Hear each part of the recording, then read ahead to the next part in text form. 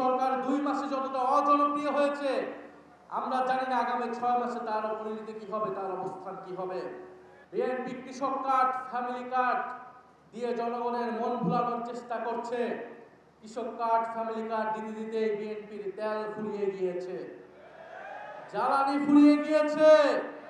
অথচ মন্ত্রীরা সংসদে বলছে কোনো জ্বালানি সংকট নাই। 5ই আগস্টের পর থেকেই প্রতি পদে পদে বিএনপি, তৎকালীন বিএনপি সেই সংস্কার কার্যক্রমে বাধা দিয়ে এসেছিল।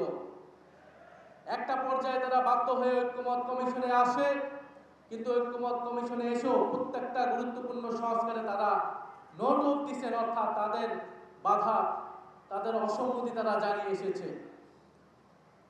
সবশেষে তারা গণভোটের জনগণের চাপে, সেই সময় রাজনৈতিক বাস্তবতার চাপে তারা গণভোটে রাজি হলেও আমরা দেখতে পেলাম যে নির্বাচনের পর তারা গণভোটকে অস্বীকার করা শুরু করেছে।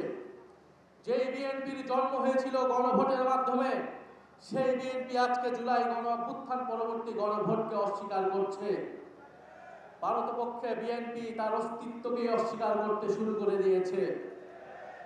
আমরা খুব স্পষ্টভাবে বলতে চাই, বাংলাদেশের প্রত্যেকটি প্রতিষ্ঠানকে নতুন করে যে বিএনপি দলীয়করণ করছে, এটা আওয়ামী লীগের পথে বিএনপি বাংলাদেশকে এগিয়ে নিয়ে যাচ্ছে।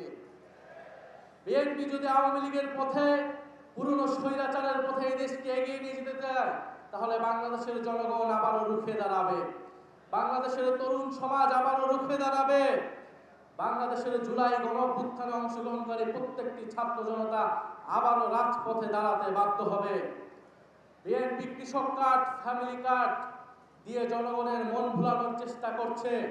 কৃষক কার্ড, ফ্যামিলি কার্ড দিতে দিতে বিএনপির তেল ফুরিয়ে গিয়েছে, জ্বালানি ফুরিয়ে গিয়েছে।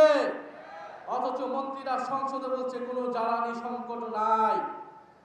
বাস্তব সমস্যাকে অস্বীকার করছে, অর্থনৈতিক সমস্যাকে অস্বীকার করছে, দেশে আইন শৃঙ্খলার যে ক্রমান্বয়ে অবনতি হচ্ছে সেটাকে অস্বীকার করছে বর্তমান সরকার। আমরা সর্বাত্মকভাবে এই সরকারকে সহযোগিতা করতে প্রস্তুত ছিলাম, দেশের স্বার্থে, জনগণের স্বার্থে, কিন্তু বিএনপি সরকার সেই সকল সহযোগিতা নেওয়ার সকল দরজা বন্ধ করে দিচ্ছে। আমার জানা নেই, যারা এখানে অভিজ্ঞ আছেন, মুরব্বী আছেন, তারা বলতে পারবেন বাংলাদেশের ইতিহাসে এত কম সময়, মাত্র 2 মাসে কোন সরকার এতটা অজনপ্রিয় হয়েছিল কিনা। বিএনপি সেটা বাস্তবে প্রমাণ করে দিয়েছে। এই সরকার 2 মাসে যতটা অজনপ্রিয় হয়েছে, আমরা জানি না আগামী 6 মাসে তার পরিণতি কি হবে, তার অবস্থান কি হবে। আমরা দেশে কোনো অস্থিতিশীলতা চাই না। আমাদের দাবি একটাই, গণভোটের গণরায় বাস্তবায়ন করে জুলাই গণ অভ্যুত্থানকে প্রকৃত সম্মান দেওয়া, জুলাই শহীদ পরিবারকে প্রকৃত সম্মান দেওয়া, আহত যোদ্ধাদের প্রকৃত সম্মান দেওয়া। আমরা সেটার জন্য রাজপথে আছি, সংসদে আছি। ইনশাআল্লাহ আমরা ঐক্যবদ্ধভাবে আমাদের সে দাবি আদায় করে ছাড়ব।